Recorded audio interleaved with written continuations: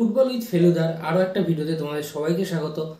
আমি জানি গত 2-3 দিন ধরে কোনো ভিডিও যায়নি চ্যানেলে, কারণ ভিডিও করার মতো কী আছে, মানে আমাদের লাইফটা খোকলা হয়েই গেছে। আমি যেটা বলেছি যে ইন্টারন্যাশনাল ব্রেকগুলো মানে treating us like a cancer, মানে আমার কাছে কিছু করার নেই, আমার লুক ফরওয়ার্ড করার জন্য কিছু নেই। উইকেন্ড কবে আসছে কি যাচ্ছে না আমার যায় আসে না, বাট স্টিল বসের গালি খাওয়ার থেকে উইকেন্ডের জন্য তাকিয়ে থাকছি। বাট সেই উইকেন্ড আর উইকেন্ড পরে ফিল হচ্ছে না, বাট আমি জানি। বাট স্টিল সেটার থেকে বাঁচানোর জন্য আমাদের গুরুদেব এসে গেছে। মানে অবভিয়াসলি আমার তো গুরুদেব, তোমাদের কিনা জানি না, বাট অধিকাংশ লোকের গুরুদেব ফুটবলের ওয়ার্ল্ডে লিওনেল মেসি। এবং মেসি সংক্রান্ত একটা গুরুত্বপূর্ণ আপডেট এবং একটা অবভিয়াসলি মেসিকে নিয়ে কথা বলবো আর রেকর্ড নিয়ে কথা বলবো না, সেটাও হয় না। আরও একটা রেকর্ড যেটা মেসি ভেঙে ফেলেছে, এবং সেইটা নিয়েও আজকে ভিডিওতে কথা বলবো। তো এখানেই কথা বলার আগে শুরুতেই তোমাদেরকে সবাইকে জানিয়ে রাখি যে আমাদের চ্যানেলটা এই যে বাংলায় যে ফুটবলের খবর নিয়ে আমরা যে ভিডিও করি বাইরের দেশের সম্বন্ধে, বিশেষ করে আমরা যে ফুটবল দেখতে ভালোবাসি। আমি জানি তোমাদের অনেকেই বলবে ইন্ডিয়ান ফুটবলের কথা, বাট আমার ইন্ডিয়ান ফুটবল দেখলেও আমার সেই ইন্ডিয়ান ফুটবল নিয়ে কথা বলতে ইচ্ছা করে না, কোনো কিছু ইচ্ছা করে না, কারণ তোমরা জানো। যাই হোক, তো এইরকম আমাদের এই চ্যানেলটাকে এগিয়ে চলার জন্য যারা যারা সাহায্য করছো, খুবই থ্যাংক ইউ তোমাদের কাছে। যারা যারা লাইক করছো, কমেন্ট করছো, সাবস্ক্রাইব করছো, আর যারা যারা করছো না তাদেরকেও বলে রাখি যে প্লিজ করো। কেন করছো না? এটা তো ফ্রি, সাবস্ক্রাইব করে নাও, কমেন্টটাও করো। কারণ ফুটবলের এই কমিউনিটিটা বাংলায় গড়া সত্যিই খুব দরকার। কারণ ফুটবল যদি ইন্ডিয়ায় দেখে থাকি, সবথেকে বেশি প্রচলন কোথায় আছে, সবথেকে বেশি ফ্যান ফলোয়িং ফুটবলের কোথায় আছে? কলকাতায়, বাংলায়, বাঙালিদের সেরা খেলা। তো সেখানে আমাদের কোনো একটা এরকম কমিউনিটি থাকবে না, চ্যানেল থাকবে না, এটা হতে পারে না। তো তোমরা প্লিজ সাবস্ক্রাইব করে নাও আর লাইক করে দিও, আর সঙ্গে কমেন্টও করো কি যে তোমাদের মানে এরপরে কোন ভিডিওতে লাগবে বা তোমাদের কি মতামত ভিডিও সম্বন্ধে। তো চলো বেশি দেরি না করে অবভিয়াসলি ভিডিওটা শুরু করা যাক, কারণ লাইক আর সাবস্ক্রাইবের ভিক্ষা তো আমি ভিডিও শেষেও করতে পারি, তাই না? তো প্রথমেই বলে রাখি, এখন ইন্টারন্যাশনাল ব্রেক যেহেতু চলছে, তো একটা ওয়ার্ল্ড কাপ কোয়ালিফায়ার ম্যাচ ছিল আর্জেন্টিনা বনাম পেরু। এবার এখানে সবাই বলবে পেরু আর এমন কি ম্যাচ, ঠিক আছে, বাট এরা নিজেদের দিনে যথেষ্টই মানে শক্তিশালী টিম, যারা মানে এদের সম্বন্ধে এই সমস্ত টিমগুলোর সঙ্গে না খেলতে ভয় লাগে। মানে কেন যে মানে এরা মানে একটা হ্যাভক ঘটিয়ে দেবে, এটা একটা কষ্ট, মানে একটা সেটব্যাক করে দেবে যে এই রেজাল্টটা তো হওয়ার কথা ছিল না, এরকম মানে একটা নোংরা টিম। 11 জন মিলে ডিফেন্ড করবে, হার্ড ফাউল করবে, খেলার কোনো ফ্লো হতে দেবে না, যখন তখন মানে লং বলে খেলবে, এরকম একটা টিম। তো এর সঙ্গে খেলা যথেষ্টই টাফ, কারণ এরা ফিজিক্যাল খেলতে খুব ভালোবাসে। তো এই টিমটার সঙ্গে খেলা ছিল আর্জেন্টিনা, এবং যথারীতি আর্জেন্টিনার যে লাইন আপ, সেই লাইন আপই নামিয়েছিল স্ক্যালোনি। প্রথমেই বলে রাখি যে মেসি রাইট উইংয়ে নামিয়েছিল, লাউটারোকে নামিয়েছিল স্ট্রাইকারে, আর জুলিয়ান আলভারেজকে লেফট উইংয়ে নামিয়েছিল। এবার আলভারেজ আমি জানি স্ট্রাইকার হওয়া সত্ত্বেও লেফট উইংয়ে ভালোভাবেই খেলে, উইঙ্গার হিসাবে খেলে না, বাট লেফট উইং ও চ্যানেলে রান করে এবং ফিনিশও করে এবং প্রেসিং স্ট্রাইকার হিসাবে কাজও করে। তো অবভিয়াসলি আলভারেজ তো ভালো খেলেই। তো আর মিডফিল্ডে খেলছিল হচ্ছে অ্যালেক্স ম্যাকালিস্টার, আর রড্রিগো ডিপল, আর এনজো ফার্নান্ডেস। এই ট্রাইড অ্যান্ড টেস্টেড এই ট্রিওকে অবভিয়াসলি স্ক্যালোনি নামিয়েছিল। এবং আর তোমাদের ডিফেন্স অ্যাজ ইউজুয়াল যেরকম ডিফেন্স হয়, আমাদের গোল এমিলিয়ানো মার্টিনেজ সেটা নামিয়েছিল। ম্যাচটা 1-0 গোলে শেষ হয়, আর ম্যাচে মেসি একটা অ্যাসিস্ট করে, কিন্তু আমি যাকে নিয়ে কথা বলবো সেটা হচ্ছে লাউতারো মার্টিনেজ। লাউতারো স্করপিয়ান কিকে গোলটা করেন, অসামান্য ফিনিশ, অসাধারণ ফিনিশ। এই গোল দেখে তোমরা যদি না দেখে থাকো, অবভিয়াসলি ম্যাচ যদি না দেখে থাকো অবভিয়াসলি হাইলাইটে দেখে নিও। আমারও ম্যাচ দেখা হয়ে ওঠেনি, অত সকালে খেলা দেখা আমাদের পক্ষে সম্ভব না আমাদের টাইম জোনে, বাট হাইলাইটটা দেখে নিও। মেসির একটা অবভিয়াসলি মেসির যে পাসটা ছিল সেটা তো ভালো ছিলই, কিন্তু লাউতারো মার্টিনেজ ফিনিশটা 1 নম্বর ছিল।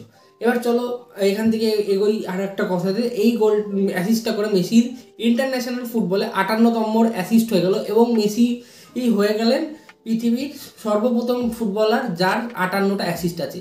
মানে এর আগে আরও একটা ইউএসএর ফুটবলার ছিল যার 58টা অ্যাসিস্ট ছিল। মেসি এখন তার সঙ্গে যুগ্মভাবে প্রথম হয়ে গেলেন, এবং অ্যাসিস্টের দিক দিয়ে ইন্টারন্যাশনাল ফুটবলে অ্যাসিস্টের দিক দিয়ে নাম্বার 1-এ রইলেন লিওনেল মেসি। আর একটা অ্যাসিস্ট করলে তিনি যুগ্মভাবে এখন প্রথম হয়েছে, তিনি তখন 1 নম্বর হয়ে যাবেন, এবং ইউএসএর ওই প্লেয়ারটা সেকেন্ড হয়ে যাবে।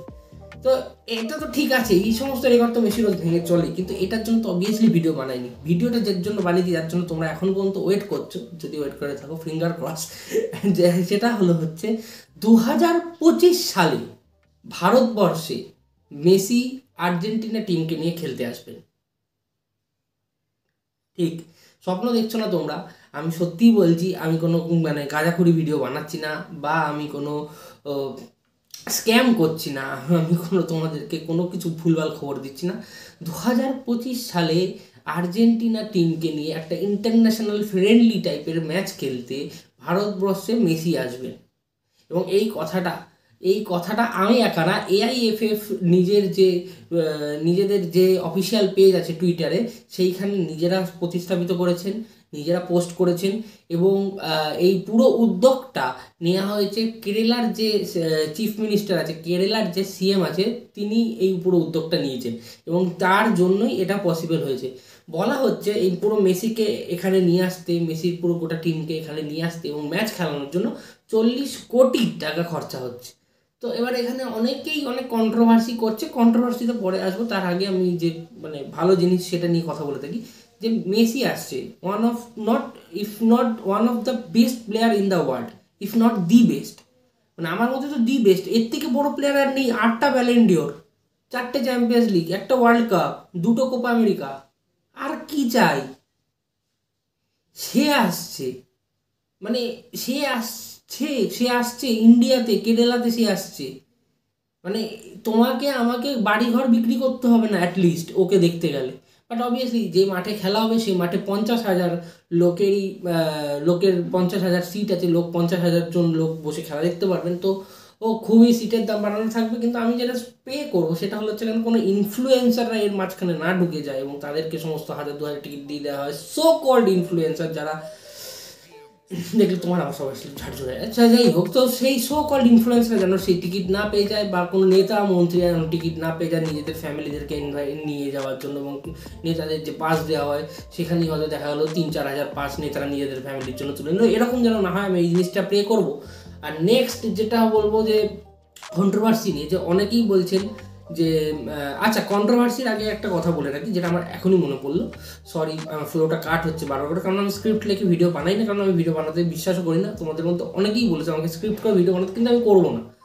কারণ আমি যদি কোনো ভিডিও ডিটেলে বানাই স্টক, মানে কোনো একটা পডকাস্ট স্টাইলে, যেখানে যে ডিটেলে আমি সমস্ত কিছু অ্যানালাইজ করবো, সব কিছু করবো, তখন আমি স্ক্রিপ্ট লিখতে আমার কোনো অসুবিধা নেই। কিন্তু এই নর্মাল আলোচনা আমি কখনোই স্ক্রিপ্ট লিখে করবো না, কারণ আমি ক্যামেরায় তাকিয়ে তোমার দিকে তাকিয়ে কথা বলছি। আমি ক্যামেরা বা মোবাইলের দিকে তাকিয়ে কথা বলছি না। আমি আমার বন্ধুদের সাথে কথা বলছি, আমি আমার ভাইদের সাথে কথা বলছি, দাদাদের সাথে কথা বলছি। তো আমি যখন আমার ভাই, বন্ধু, দাদাদের সাথে কথা বলি, তখন আমার স্ক্রিপ্ট লাগে না।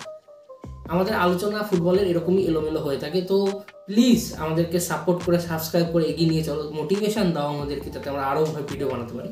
তো যাই হোক, আমি রোনালদোটা ছেড়ে আমরা যেটা বলছিলাম, মেসি কিন্তু প্রথমবার ভারতবর্ষের মাটিতে আসছে না। 2011 সালে আমার যতদূর মনে পড়ে, মেসি কিন্তু আরও একবার এসেছিলেন। তখন তার ম্যাচ ছিল ভেনেজুয়েলার সাথে, আমার যতটা আমি রিকল করতে পারি। 0-0 একটা ড্র হয়েছিল। যুব ভারতী ক্রীড়াঙ্গনে ম্যাচটা হয়েছিল, সল্ট লেকে। যে যুব ভারতী ক্রীড়াঙ্গন, সেখানে ম্যাচটা হয়েছিল 0-0 ড্র হয়েছিল। মমতা ব্যানার্জি পাশে গিয়ে দাঁড়িয়েছিলেন, অবভিয়াসলি দিদিকে কেই না ওর পাশে। যাই হোক, আর মদন মিত্ররও মেসির সঙ্গে ছবি আছে, তুমি বুঝতে পারছো? মদন মিত্র, তার মেসির সাথে ছবি আছে, সেখানে আমি কী করলাম। যাই হোক, মেসির এটা সেকেন্ডবার আসা হবে ইন্ডিয়ার মাটিতে, যদিও এবার কলকাতায় না, কেরালায়। ঠিক আছে, তো ঠিক আছে, কিন্তু কেরালায় আসা হচ্ছে। এবার যে কন্ট্রোভার্সির কথা বলছিল, সেটা হচ্ছে অনেকেই বলছে এই 40 কোটি টাকা যে মেসিকে আনতে খরচা হচ্ছে, সেই খরচা না করে আমরা কেন গ্রাসরুট ফুটবলে ইনভেস্ট করছি না, গ্রাসরুট ফুটবলে করছি না। আমার মতে তারা যেটা বলছে তারা যেটা বলছে সেটা কমপ্লিটলি ভুল না, আবার কমপ্লিটলি ঠিক না। এমনও না যে গ্রাসরুট ফুটবলে 40 কোটি ইনভেস্ট করলে সব ঠিক হয়ে যাবে, আগের থেকে বেটার হবে ঠিকই, কিন্তু তার কি গ্যারেন্টি আছে যে সেখান থেকে ঠিক হবে? মানে আমি জানি ইনভেস্ট করা উচিত, বাট এই যে এই গ্রেটনেসটাকেও মানা উচিত। এই গ্রেটনেস যেটা মেসি আসলে হবে, ক্রিয়েট হবে, এই যে বাসটা ক্রিয়েট হবে ফুটবলের। অবভিয়াসলি এবার এটা আমি বলছি না মেসি আসলে ভারত ফুটবলে মানে বিশাল হয়ে যাবে, ভারত এগিয়ে আসবে, এইসবকে আমি কিছু বলছি না। আমার কোনো হোপ নেই যে মেসি আসলে আমাদের দেশের ফুটবলে কোনো উন্নতি হবে, বাট আমি স্টিল দেখতে চাই মেসিকে আমার দেশে। কারণ তখন মেসি আমার দেশে আসলে, Messi is the best player in the world. Messi যদি আমার দেশে আসে, সারা পৃথিবীর নজর থাকবে আমার দেশের ওপর, সারা পৃথিবীর নজর থাকবে মেসি আমার দেশে এসে কী করছে। আমি চাই মেসি আসুক, তারপরে তুমি 40 কোটি, 20 কোটি, 10 কোটি যেভাবে ইনভেস্টমেন্ট করার হয় সেভাবে ইনভেস্টমেন্ট করো। কারণ আমার মনে হয় না আমাদের দেশের কাছে অর্থনৈতিক কোনো একটা সমস্যাকর ব্যাপার। আমরা যখনই থাকি তখনই মানে স্ক্যাম করে পয়সা করে লুটছি জনগণের। তো সেই পয়সা দিয়ে ইজিলি সেই 1 বছরের জন্য স্ক্যাম বন্ধ করে অ্যাটলিস্ট গ্রাস রুট ফুটবলে ইনভেস্ট করা যাবে। কিন্তু তার জন্য লিটারেলি তার জন্য আমি মেসিকে আনবো না।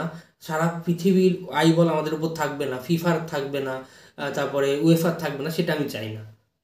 মানে এর আগেও আর্সেন ওয়েঙ্গার এসেছিলো, আর্সেন ওয়েঙ্গার এসে অনেক কিছু করার কথা বলেছিল গ্রাসরুট ফুটবলে, যে এই করতে হবে, এই করতে হবে, এবং একটা পুরো পরিপূর্ণ ছক দিয়ে গেছিলো ভারতকে। কিন্তু আর্সেন ওয়েঙ্গারকে তো আনতে 40 কোটি লাগেনি, কিন্তু যে ছকটা দিয়ে গেছিলো সেই ছকটাকে অনুযায়ী আমাদের কাজ করতে গেলে হয়তো 40 কোটির কাছাকাছি টাকা লাগতো। কিন্তু তাহলে তখন কেন করা হয়নি? তখন তো মেসি আসেনি। তো সুতরাং এইসব কন্ট্রোভার্সির মধ্যে যেও না। যতদিন এই মহান প্লেয়ারটি খেলছে, এই ভগবান খেলছে, ততদিন তাকে দেখার সুযোগ আমাদের সবারই পাওয়া উচিত। তো সুতরাং মেসি আসুক, আমরা সবাই হয় যাই বা আমরা স্ক্রিনে দেখি, যাই করি, বাট আমার মনে হয় ইন্ডিয়াতে মেসির আসা খুবই দরকার। আজকে ভিডিওটা সম্বন্ধে আমাকে জানিও তোমাদের ভিডিওটা কেমন লাগলো, তোমাদের কি মতামত মেসির ভারতে আসার কি সম্বন্ধে। তোমরা কি সত্যিই চাও যে মানে মেসি যাতে না আসে, তার থেকে ওই টাকায় গ্রাসরুট ফুটবলেই লাগাক, এই লাগাক, ওই লাগাক, না তোমাদের আমার মতো মতামত সেটা আমাকে অবভিয়াসলি জানাও। লাইক করে দাও কমেন্ট ভিডিওতে, কারণ না লাইক করলে ভিডিও লোকের কাছে যায় না। তুমি লাইক করলেই ওই ইউটিউব ভাববে ভিডিও পছন্দ করছে লোকে, অন্যের কাছে যাবে, তখন আমার ভিডিওতে ভিউজ আসবে, আমার মোটিভেশন আসবে, আমি এরকম বাংলাতে রোজ তোমাদের জন্য নতুন নতুন ভিডিও আনতে থাকবো। ততক্ষণ